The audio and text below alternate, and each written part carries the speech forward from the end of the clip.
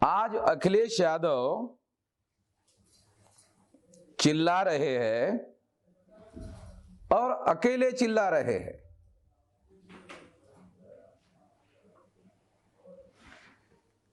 कोई ईवीएम विरोधी लड़ाई लड़ने वाले लोग उनके साथ में नहीं है। मैंने प्रस्ताव दिया था, मगर मैंने प्रस्ताव दिया था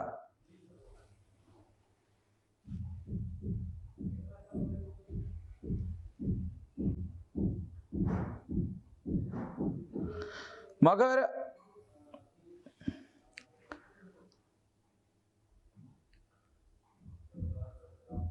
आखिर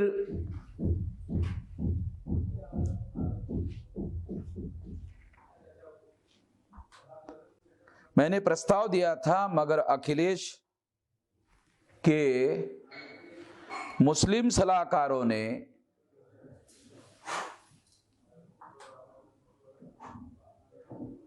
जो समाजवादी के अंदर के लोग हैं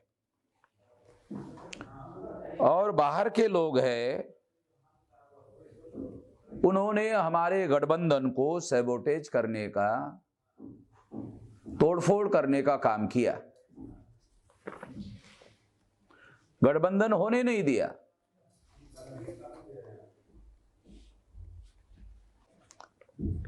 अब कह रहे हैं लोकतंत्र बचाओ की लड़ाई है।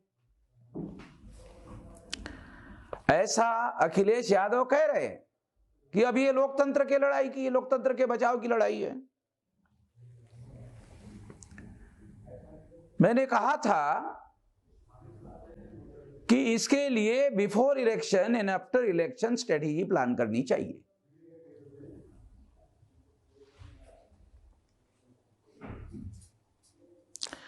मगर मेरी बात को, यानी गठबंधन को सैबोटेज किया गया और इस वजह से अखिलेश यादव को भुगतना पड़ रहा है। यदि अखिलेश यादव को इस संकट की घड़ी में मेरा साथ चाहिए, तो हम साथ देने के लिए तैयार हैं। इसके लिए हमें जॉइंट स्टेटमेंट और जॉइंट प्रेस कॉन्फ्रेंस लेना होगा।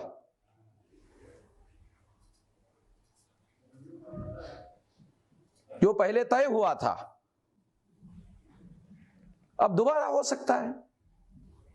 उस समय मैंने यह सलाह दिया था, उस समय उनके सलाहकारों ने इसे सैबोटेज किया,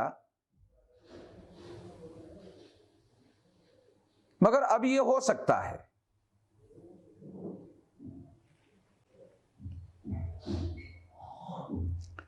मगर मैं ये बात उनके मर्जी पर छोड़ देता हूं।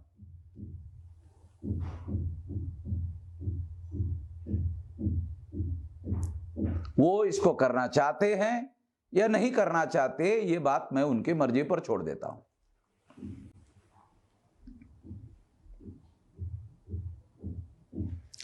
मैंने पहले ही ईवीएम के विरोध में 8 तारीख को देशव्यापी, भारतव्यापी बंद घोषित कर दिया है। यानी हमारी लड़ाई जारी है, हमारी जंग जारी है। सुप्रीम कोर्ट में भी हमारी लड़ाई जारी है, उत्तर प्रदेश में भी हमारी लड़ाई जारी है। और ये लड़ाई जब तक समाप्त नहीं होती, जब तक ये ईवीएम का घोटाला समाप्त नहीं होता, तब तक हमारी ये जंग जारी रहेगी। मैं पहले से जानता था कि प्रधानमंत्री ये बयान दे रहे हैं कि चुनाव के बाद ये लोग ईवीएम का मुद्दा उठाएंगे। अमित शाह ने बयान दिया, प्रधानमंत्री के कैबिनेट मिनिस्टरों ने बयान दिया, मुख्यमंत्री ने बयान दिया, डिप्टी सीएम ने बयान दिया, बीजेपी के नेशनल प्रेसिडेंट ने बयान दिया। तभी मैं समझ गया था कि उत्तर प्रदेश में ईवीएम का घोटाला होने वाला है, क्योंकि मैं सबसे ज्यादा ईवीएम के बारे में, मेरे से ज्यादा कोई जानता नहीं है। और जब मैंने एग्जिट पोल के रिजल्ट को देखा, टीवी पर देखा, एग्जिट पोल के रिजल्ट को टीवी पर देखा, देखने के बाद मैं 200% कंफर्म हो गया कि ईवीएम में घोटाला होने वाला है। मेरी ये राय क्यों बनी? क्योंकि घोटाला होने के पहले जनता की बीजेपी जीत रही है, ये राय बनाना जरूरी है। और ये राय बनाने के लिए लगभग सभी मीडिया के लोगों ने बीजेपी को जीतते हुए दिखाया। किसी ने कम सीटें और किसी ने ज्यादा सीटें, मगर किसी ने भी बीजेपी हार रही है ये नहीं दिखाया। इवन एनडीटीवी ने भी नहीं दिखाया। जो एनडीटीवी के लोग ये कहते हैं कि वो निष्पक्ष है, मगर मुझे ये जानकारी मिली कि उत्तर प्रदेश के चुनाव में मीडिया को मैनेजमेंट करने के लिए बीजेपी ने 20,000 करोड़ रुपया खर्चा किया। और इन लोगों की जो खबरें, स्टेटमेंट छपकर आते थे, वो सारे के सारे पेड न्यूज थे। मैं ये उसी समय समझ रहा था। तो देश में मीडिया के लोग, नेशनल मीडिया के लोग संविधान और लोकतंत्र के विरोध में देशद्रोह का काम कर रहे हैं। इन लोगों का भी बंदोबस्त करना होगा और आने वाले समय में इन लोगों का बंदोबस्त करने के लिए भी मैं राष्ट्रव्यापी आंदोलन शुरू करने का ऐलान करता हूं। ये करना होगा किसी न किसी को। मैं जानता हूं इसमें अखिलेश यादव सामने आने वाले नहीं है, मगर चूंकि संविधान और लोकतंत्र को बचाने का मामला है और हम जंगे मैदान में है, तो ये लड़ाई हम लोग पूरे ताकत से, पूरे शक्ति से लड़ेंगे।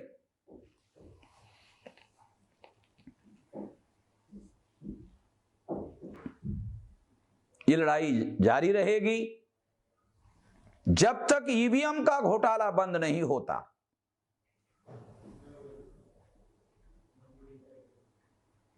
और पेपर ट्रेल की रिकाउंटिंग नहीं होती।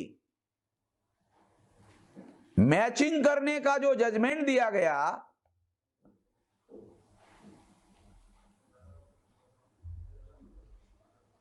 चीफ जस्टिस ने, जिस चीफ जस्टिस ने यह फैसला दिया, रंजन गोगोई ने, उसके खिलाफ एक औरत के चरित्र हनन का मामला प्लानिंग बनाकर खड़ा किया गया और वो निर्णय षड्यंत्र के तहत दिया गया था। ये मैं जानता हूं, सारे सबूत है। इसलिए मैं ये भी जानता हूं कि मैचिंग से फ्री, फेयर एंड ट्रांसपेरेंट चुनाव नहीं हो सकता। केवल रिकाउंटिंग करने के आदेश से और उसके अमल से फ्री, फेयर एंड ट्रांसपेरेंट चुनाव हो सकता है। चुनाव आयोग भारत सरकार की कठपुतली बनकर काम कर रही है। चुनाव आयोग फ्री, फेयर एंड ट्रांसपेरेंट चुनाव के लिए काम नहीं कर रहा है। मैं इस मौके पर सुप्रीम कोर्ट के चीफ जस्टिस को भी मांग करता हूं कि हर चुनाव में 3 जजेस का पैनल चुनाव आयोग के संवैधानिक दायित्वों का निर्वहन हो रहा है या नहीं हो रहा है, उस पर निगरानी, नियंत्रण और निर्देशन करने के लिए बनाया जाए। और ये केस भी मैं सुप्रीम कोर्ट में ले जाऊंगा। आवश्यकता पड़ी तो इसके लिए भी भारत बंद करने का ऐलान हम लोग करेंगे, मगर पहले मैं सुप्रीम कोर्ट में इसके लिए जाऊंगा। और अगर ये बात संविधान और लोकतंत्र को बचाने की बातों के लिए अगर सुप्रीम कोर्ट पहल नहीं करता है तो फिर जनता की अदालत में न्याय मांगने के लिए मैं जाऊंगा। हम लोग संविधान के दायरे में रहकर कार्य करने वाले लोग हैं, संविधान के दायरे में रहकर आंदोलन करने वाले लोग हैं। इसलिए फतेह हासिल होने तक, विजय हासिल होने तक यह जंग जारी रहेगी। इस मौके पर मैं इतना ही कहना चाहता हूं। धन्यवाद।